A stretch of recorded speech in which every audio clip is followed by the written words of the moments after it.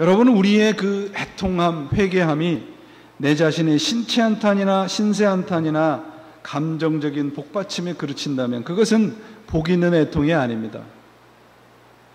욕심과 욕망이 이루어지지 않는 데서 오는 애통은 성경에서 말하는 복 있는 것이 아니에요. 그건 뉘우침이지, 반성이지, 애통이 아닙니다. 우리 스스로도 하나님에게 때를 쓸 때 언제 때를 쓰나요? 하나님 좀 내 편이 되어달라 하는데 왜 그렇게 안 돼주십니까? 성경에서는 뭐라고 말씀하냐면 내가 네 편이 돼주길 바라지 말고 네가 내 편이 되면 되지 않느냐. 이게 성경적인 믿음입니다. 내가 하나님 편에 서지 못하는 것을 안타까워하는 마음이 애통하는 자의 복입니다. 그래서 어떤 분은 이 애통이라는 한자어의 애자를 사랑 애자를 쓴 분도 계시더라고요. 사랑하면서 아파하는 마음, 이웃에 대해서 이런 마음을 가지셔야 돼요. 여러분, 우리는 교회만 달라도 눈을 흘겨요. 생각만 달라도 눈을 흘겨요. 그게 어떻게 복 있는 자의 모습일 수 있습니까?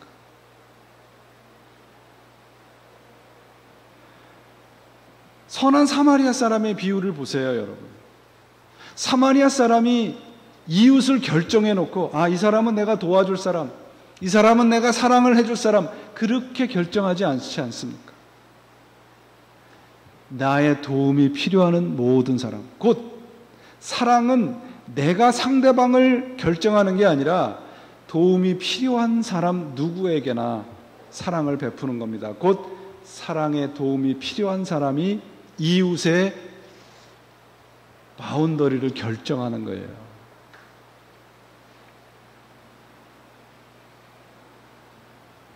하나님 앞에 가셨을 때 우리 예수를 믿는 사람과 믿지 않는 사람과 어떤 죄가 더 죄를 엄격하게 신자들에게 물으실까요? 아니면 불신자들에게 더 엄격하게 물으실까요?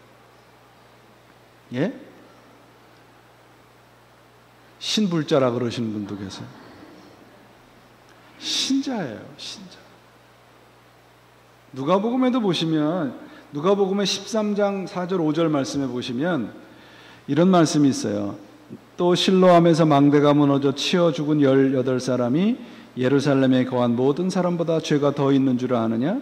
너희에게 이르노니 아니라 너희도 만일 회개치 아니하면 다 이와 같이 망하리라. 망대가 무너져서 죽은 사람 18명, 곧 불신자를 얘기해요. 그보다 회개하지 않은 신자에 대해서 더 엄중하게 하나님께서 심판의 죄를 물겠다라고 말씀하고 계세요. 그러니까 내가 이웃을 사랑하지 않는 죄는 하나님께서 더 엄격하게 묻겠다는 얘기입니다.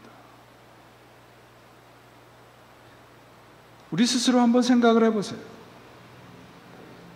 예수님의 가르침이 뭔가요? 오늘 이 복을 말씀하시면서 어떤 사람이 복된 사람인가를 우리 스스로 한번 생각을 해보세요. 예수님께서 이 복된 말씀을 가르치시면서 이 대상이 누구냐? 눌린 자들, 눈먼 자들, 억압받는 자들, 그런 사람들에게 자유를 주기 위해서 예수님께서 오셨다고 되어 있어요. 곧 이웃에 대한 관심을 가지라는 얘기입니다. 상한 마음을 고치시고 포로된 자에게 자유를 주시고 갇힌 자에게 노임을 주시고 슬픈 자를 위로하시고 슬픔 대신 찬송의 입을 옷을 입히시기 위해서 오셨다. 이사야의 이 메시아의 예언을 예수님께서 성취하시지 않으셨습니까? 그렇다면 우리가 예수님을 제대로 믿고 예수님을 제대로 보이고 사랑을 전했는가? 애통하는 마음이 있으셔야 돼요. 한국의 그 CBS 뉴스를 엊그저께 이렇게 봤습니다. 근데 한국의 그 사랑의 교회 그 은퇴 목사님이신 옥하는 목사님이 그 위독하시대요. 성도님들이 눈물을 흘리면서 기도를 하시더라고요. 눈물을 흘리면서 하루에 두세 번씩 교회 나와서 눈물을 흘리면서 기도를 하신대.